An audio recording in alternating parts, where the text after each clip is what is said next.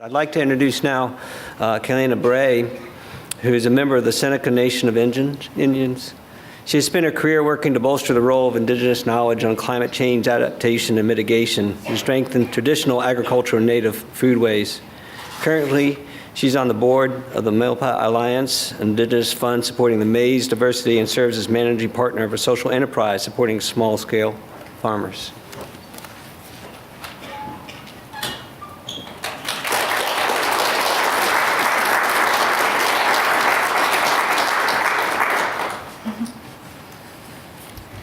Hello,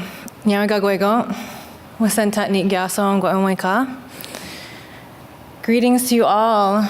It is really great to be here. My name is Lina, and in the Seneca language, my name is Wasentat, which means the rhythm that carries when you're beating a drum or a rattle. And it's quite an honor to be here among you all. I was talking with Tom just before coming in here, and they're saying that there's 300 people here, which is really inspiring, and here you all are. I come from the Haudenosaunee, part of the Seneca Nation. The Haudenosaunee is a confederacy of 5 native nations, now 6, originally 5. And it's a complex way of knowing and understanding the world, really, when you think about cultures. And when we start any gathering or meeting, we think about this complexity of nature, of our interaction with it, of our relationship, through what we call the Thanksgiving address. And it's also known as the words before all else.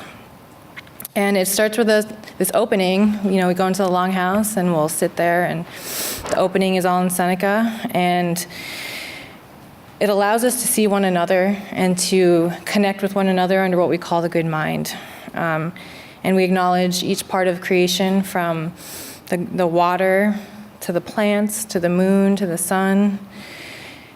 And here now I just want to extend that greeting and thanksgiving to the waters, because we're here talking about water. And that water is life. So we say, so be it in our minds, and let our minds be one.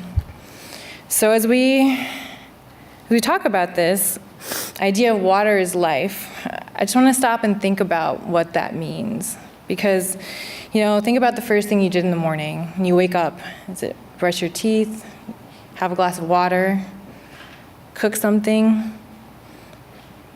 Water is life. It's in us. It's in our veins. And it's something that we must acknowledge. My hope today with this short talk is that I can help inform a way of understanding that will then, as future leaders, I see here, there's a lot of young faces, that you can use in your own decision making and how we build new ethics, as Tom was talking about, or in ways that you can think about who you support, where you spend your money, what you do in your everyday life. And also, to think about what is our responsibility now. We're in a time of climate change. It's happening, and it's extreme. We're seeing all of these events now, and it's a call to action. And I think it's a time of reflection as well. And when we think about that, what does that do? How does that inform the way we behave? And I think one challenging piece of this, which I want to start with, is thinking about our own narratives. Where do they come from? I told you a little about my narrative, which was from the Haudenosaunee, and how we think about giving thanks, and how we recognize that we're interdependent on all of life, all of these different elements. And so I wonder what it is that is your narrative. Where does it come from? Where did you learn it? And how does it inform your decisions? I think language is an important part of that too. Language is something that is a way of seeing and a way of knowing. I know I've learned from my cousin who works in language that he always works with our elders and says that, English is the most dead language. Nothing's alive in it. We have about 70% of our words are verbs, so it's all action. Things are animated, they come to life. And I think it's important especially in institutions like universities here. I just graduated from Oxford not too long ago, and I learned a lot there. I learned a lot, and I also acknowledge that I learned a very specific way of seeing. We learned that water is a resource. We learned that water is a commodity. We learned that water is money. And that's something that was very challenging for me to understand because it's not a way that I ever saw water. And it was a challenge to me to come home also back to Seneca Nation and really think about, a lot of the world does see it that way. And yet here we are with this different worldview, different way of seeing. And I think it's an important point of reflection when we go into institutions and when we absorb knowledge to think about, what does that mean to me? And also, when we see these worldviews, so we have, an indigenous perspective and we have like Western knowledge, and it's a question of what can we also learn from these other ways of seeing. So indigenous knowledge, for example, when we're coming to a point in time where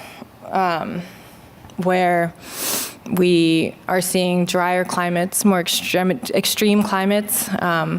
And what really fascinates me is what's going to happen in the absence of water, because that's really when you begin to realize that how important it is when you don't have it. And these desert communities, the Hopi, the Zuni, the Pueblos, all of the Southwest, have an incredible system for continuing to grow food, which I think is the second most, you think about food and water are these elements of life that we need. And I was in, not too long ago, last year, I think I was in the Southwest doing a project around corn and corn diversity and how important that is as a life source for so many Native people. And we were out in the Pueblo communities in Laguna Pueblo with a friend of mine who's a young farmer. He's about 26 or so. He's very, very knowledgeable. We call him a young elder or a yelder. And he's great. So I went out to his farms, and we saw his field, and it was very dry. The water hadn't rained, and he is doing a type of farming called waffle farming, and that allows the water to collect in these like crevices in the soil, and it's so cute. My dad grows corn. He's here in the audience, but our corn is very tall, and it's green, and it's used to thunders and lightning. And the corn there, I'd walk into the field expecting to see all of this like lush green, and we walk in and it's these cute tiny little plants. They're about this tall and they're spread wide apart, but on these tiny little plants grows these big red cobs, these yellow cobs, these purple cobs. And it's just incredible how you can continue to grow without water, something so vital for life, food. And he said it was the seed. It's the seed, the way you adapt the seed, and the way that people adapt, and the way that we are going to need to adapt. So I wanted to go into a little bit about some of what I have come to understand as really important fundamental philosophies or ways of understanding that persist throughout a lot of indigenous cultures, within a lot of the teachers that I've talked to and mentors. And those come down to kind of three main concepts. One is this idea of reciprocity. How do we give and take in this relationship, not just between one another, but between all of the rest of the elements that allow us to be here? And the second is, in doing so, how do we create this equilibrium? How do we live in balance so that we're not taking too much? Where the world is in this sensitive ecosystem, and how do we maintain that balance? And then the third is the relationship. How do we think about how we act in relationship with nature, with the ecosystem, really? And I know when we think about reciprocity, it's more of like a compact. We agree to do things, and animals and plants agree to do things, and we kind of have an honor and a commitment to one another to help maintain this balance. And then the third is relationship. How do we think about how we act in relationship with nature, with the ecosystem, really? And I know when we think about reciprocity, it's more of like a compact. We agree to do things, and animals and plants agree to do things, and we kind of have an honor and a commitment to one another to help maintain this balance. And I was living in California last two years ago, and there the Coast Mohawk had this incredible system for maintaining clams. And they had these 11 clam beds all on the coast. And they had a way of handling the clams so that you're kind of moving them around and you kind of spread them out, because what ends up happening is if they are too close together, that it's much easier to spread disease. And what ended up happening is the National Fish and Wildlife prevented them from continuing to collect clams in the way that they had traditionally done so. And now there's only one clam bed left because, they weren't able to take care of the clams, take care of the water, and in return, those started to disappear. And so it is important that we think about these traditional knowledge systems. And the second piece is, moving to the second piece, equilibrium. How do we strike a balance? Who has the knowledge that allows us to live in equilibrium? And a lot of that goes to these questions of who are the experts in the room. A lot of times it's you have a lot of degrees and it makes you intelligent in a certain way, but there's something that cannot be taught. You have to experience, and you have to be in place, and you have to live, and you have to know how things interact with one another. And it's again another paradigm and another form of understanding. I wanted to read a quote from John Mohawk, who is a great Seneca thinker and leader. He has done and a philosopher, really. He's someone I respect and admire, and he's passed. But he talks a lot about what nature means. And it's kind of a fuzzy concept because, I think as it's a complex interaction of many things, nature. And he says that the Indian cultures that I know have said that nature is a great mystery. It is so complex, so great, so above us, that we should never be so arrogant to think that we can understand even a little bit of it. But we can understand our nature. We can understand the profit motive. We can understand wrong thinking. And I think he's highlighting something about a relationship and our relationship to nature, and understanding what that means on both a fundamental philosophical level, but also on a practical level. Because if we think about it, living in equilibrium means developing a relationship. So when we think about a relationship to our friends, to our parents, to our grandparents, how does that shape our behavior?